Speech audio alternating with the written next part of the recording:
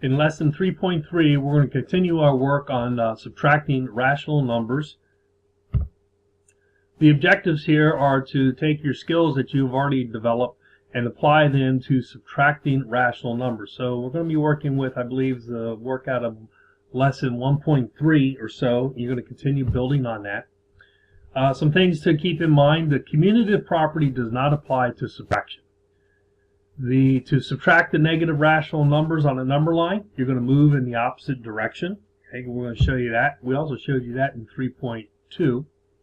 Subtraction can be used to find the distance between numbers. And subtraction of a negative number can be rewritten as adding the opposite number, or additive inverse. So the example there of 4 minus a negative 3 would be rewritten as 4 plus a positive 3. So we just write it as 4 plus 3. So some word problem help that we can get here when you're looking at words, always trying to help you out with clue words, is when you see like high, higher, and highest. So high is the adjective, higher is a comparative, so you're comparing like 2 points. Say a hiker is, he starts out and then he reaches, how much higher is he at, 2 hours later. And then the superlative, which is the highest value between 2 points. What is the highest point that the hiker had reached? Same thing with deep, deeper, deepest, and then low, lower, lowest. So those are just some examples that you can. Continuing on here with lesson 3.3, subtracting rational numbers. Here's our standard that we're following. Okay, 1C. Again, we're really highlighting the additive inverse. P minus Q is also equivalent to P plus a negative Q. So we switch those around just like I showed you at the beginning. So how do you subtract rational numbers? You're really taking the work that you learned in 1.3 and you're applying it here. So if we go and we come down to our, as it says here, to subtract rational numbers, you can apply the same rules in subtracting integers, what I just said. The example here, the temperature on an outdoor thermometer on Monday was 5.5 degrees Celsius. The temperature on Thursday was 7.25 degrees less than the temperature on Monday. What was the temperature on Thursday? So highlight our important information. So Monday 5.5, Thursday 7.25 less than the temperature on Monday. So if we go back, remember we talked about our key words. This is a positive because it's a 5.5, and this says less than. So we're going to treat this as a negative. We're going to do a subtraction. So if we go ahead and set it up, we did the 5.5 minus the 7.25. Remember, that's where we start at. This is the direction we're going to head, so it's a subtraction, so we're going to go left. We have to look right here. We see that that's still a positive number, so we're going to keep going in the direction that we head. So we're going to go down 7.25 units. And right here they go ahead and they talk about that. Okay, so I've redrawn it here, 5.5 minus 7.25. And what we're going to do, so the additive inverse, we keep the 5.5. We have 5.5 plus negative 7.25. Now we follow our addition rules. So we're going to take the absolute value of negative 7.25 minus the absolute value of 5.5. And I know this sounds kind of crazy, but why do I go from subtraction to addition to subtraction again? Because I'm going to show you here in a moment, without using the number lines, why this works. So we're going to take 7.25 minus 5.5. We can't do that up here because there's no commutative property of subtraction. This, the additive inverse, allows us to be able to go ahead and use the commutative property for addition. And so we go ahead and we subtract this. So if I do this in vertical form, 7.25 minus 5.5, notice I keep everything aligned, so I'm going to add a 0 here so that I don't miss anything, okay? And I haven't changed this number by doing that. So 5 minus 0 is 5. I have to borrow, so that becomes 6. So 12 minus 5 is 7. And 6 minus 5 is 1.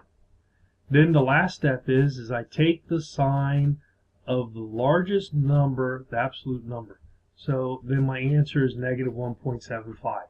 This is the most efficient way that you guys can do your subtraction of integers. So going down, you have some more examples there on your turn to do. Notice they help you out with the number lines, that they break it up into half increments here. And it looks like they did not break it up into quarter increments or even half. So you're going to have to estimate where your negative 2.25 is. And if I were to look on a quiz or test, I'd expect it, to kind of be about right here. Okay, I would not expect to see it in the middle. So a couple things are going on here with example 2. During the hottest week of the summer, the water level of the Muskrat River was 5/6 foot below normal. The following week, the level was 1/3 foot below normal. What was the overall change? So if we go ahead and highlight 5/6 below normal, and level was 1/3 foot below level, what's the overall change? Okay, so 1/3 below normal, or I'm sorry, 5/6, so that's a negative, and this one is going to be a negative. Okay, so we come up a negative 1/3 minus a negative 5/6, because we can use subtraction to find the difference between two numbers, and that's what we're doing here. A couple of things. If we're using the number line, okay, of course this is where we start at. We're supposed to go left because it's a negative, but here's an example. This is a subtraction, that's a negative, but this means to go opposite or do that U-turn. So we're actually going to head in this direction is what they show. You also have to take a look here at the number line. They do have it broke up. So from 0 to negative 1, 1, 2, 3, 4, 5, 6. So they have this in 6. Oops, not 8, 6. And then 1, 2, 3, 4, 5, 6. So that's also broke up into 6. But you're dealing with 1/3. So one of the things you have to do is you have to get 1/3 to have the common denominator as 5/6. You got to find out what those two are. So if we go over here to the other sheet, so what I'm going to do is I'm going to ignore, only thing I'm going to work with right now is the 1/3, and I want to the 5/6. And this is part of work that you should know as a fraction. Does 3 go into 6? And yes, it does, and it goes into by 2 times. So 3 times 2 gives us 6. So what we do in the bottom, we do on the top. So multiply that. So then the 1/3 is equivalent to 2/6. Okay, so if we go back over to here and we count back 1, 2, this is really the negative 2/6, and then we can just count up the 5. So we got 1, 2, 3, 4, 5, and that's our 5/6 that we went up, and we're left at 1, 2, 3. So that is 3/6, or it's 1/2. Okay, and that's a positive because we're on the positive side of 0 there. So if I go back now and I treat this like the other expressions where I'm just going to use my rules instead of my number line, I've rewritten my equivalent fraction, so negative 2/6 minus negative 5/6. So I take the additive inverse, so I'm going to have negative 2/6 plus, okay, subtraction becomes addition, negative becomes a positive, so plus 5/6.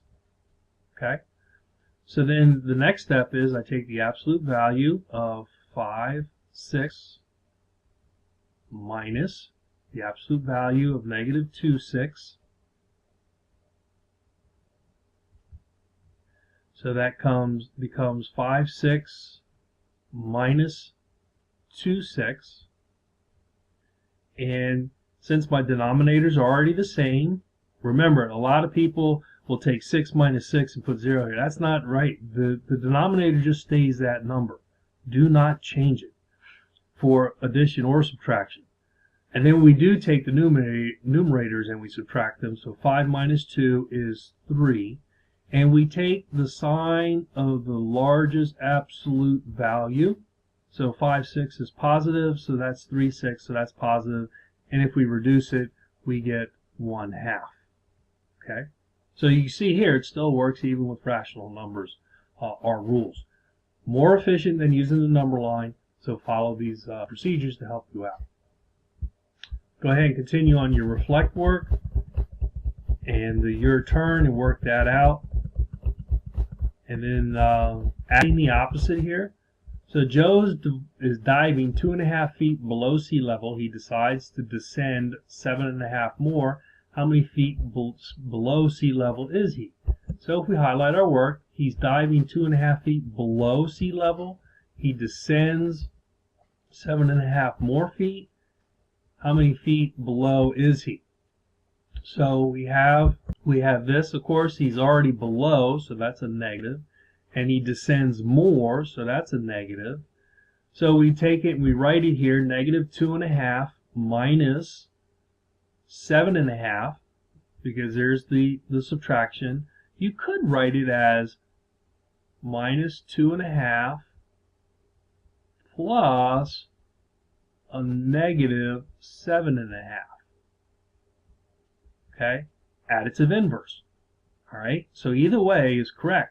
Actually, this might even work out a little bit better for you because the addition jumps right out at you.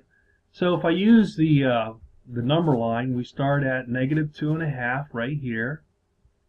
We're going to go left, and it's a positive number, so we keep going. That's 7.5, and that's going to take us all the way to 10 right there. Okay. If you look here, you can kind of see it real easy. I take 2 and 7, so that gives me a 9. A half and a half is 1, so in essence I have -10 right there. So I think that takes us to the end here, and if you'll go ahead and finish up your reflect, there's adding the opposite.